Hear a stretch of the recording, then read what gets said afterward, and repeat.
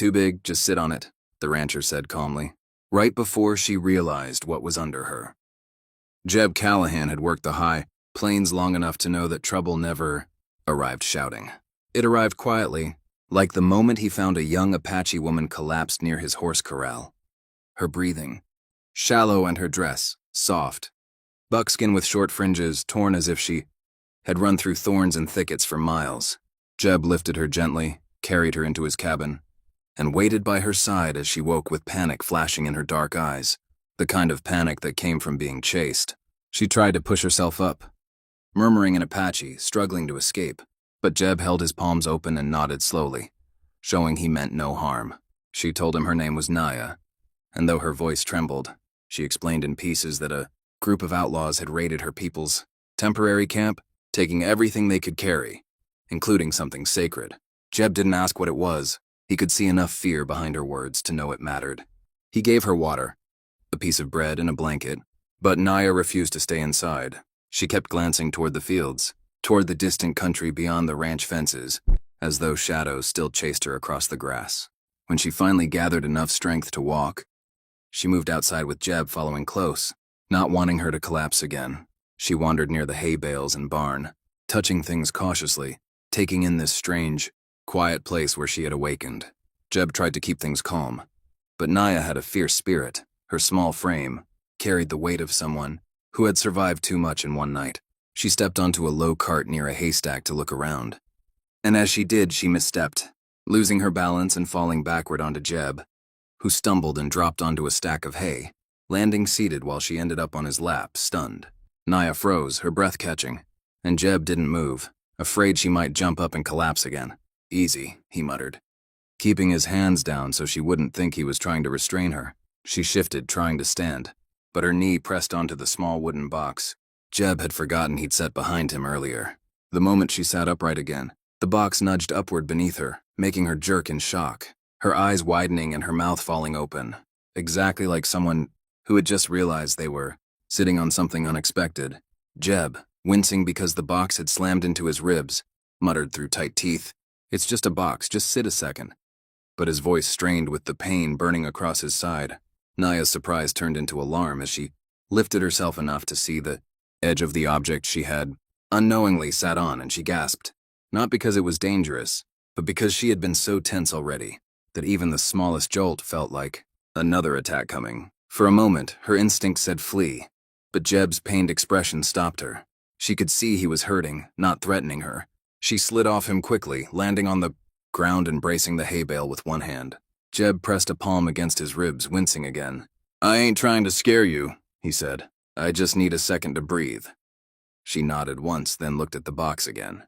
A new fear crossed her eyes, not for herself, but for what she needed to retrieve. "They took something like this," she whispered, pointing at it. Jeb blinked. "A box?" But Naya shook her head. "Not one, the one. It holds the words of my people." Jeb didn't understand.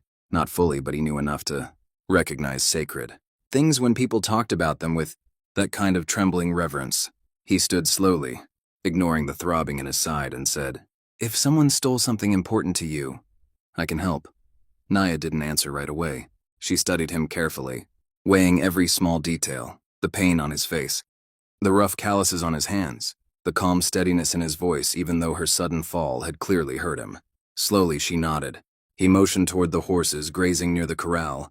"You tell me where they went." "We'll ride." Naya hesitated. She was alone, wounded, hunted, and now depending on a rancher she had met only an hour earlier. But she knew one thing for certain. She could not recover the sacred item alone. And Jeb, despite the awkward tumble and the painful expression still etched on his face, had shown no harm, only patience. Taking a breath, she stepped toward the horses and said, "They went north." Jeb grabbed a saddle, tightened his belt, and prepared to ride. But before they left, he picked up the same little box she had sat on earlier, holding it out to her. "Don't worry," he said softly. "Whatever they took, we'll bring it back."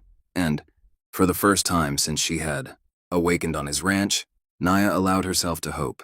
Jeb and Naya rode north with the urgency of people who understood. Time was no longer on their side, pushing through open valleys and narrow draws until the trail grew faint, scattered with hoof prints that told the story of men moving fast and burdened with stolen goods.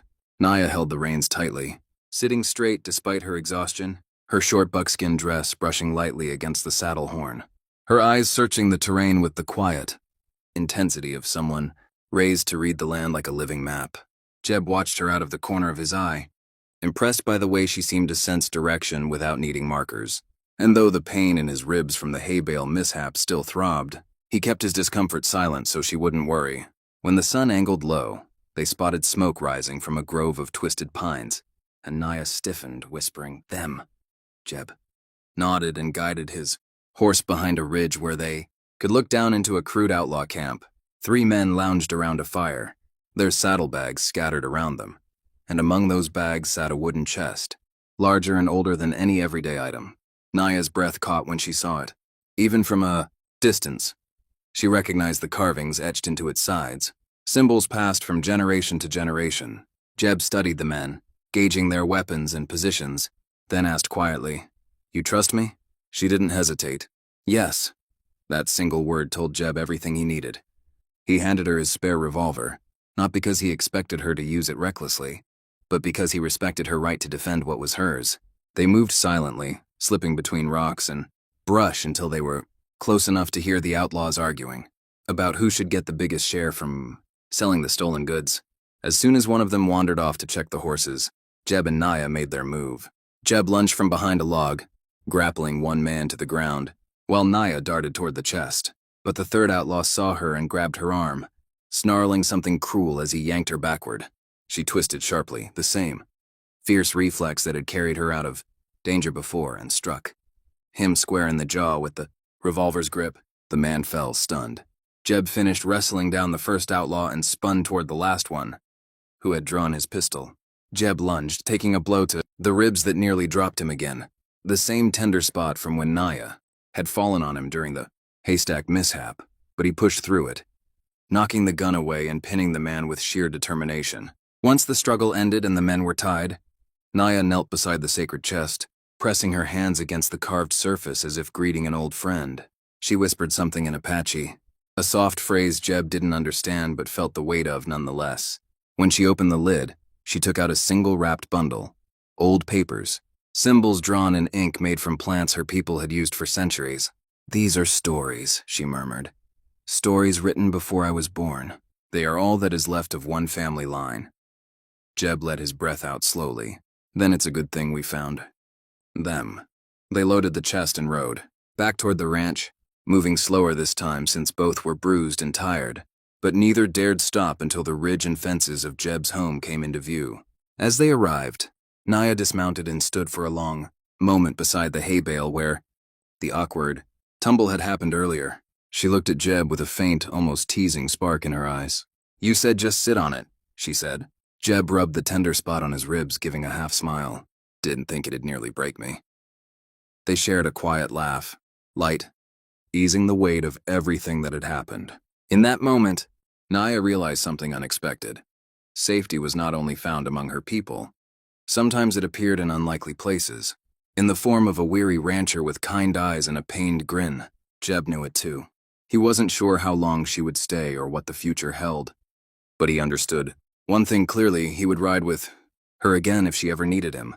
As the sun lowered behind the hills, Naya placed the sacred bundle beside the little wooden box she had once sat on by accident, as if pairing the memory of panic with the memory of rescue.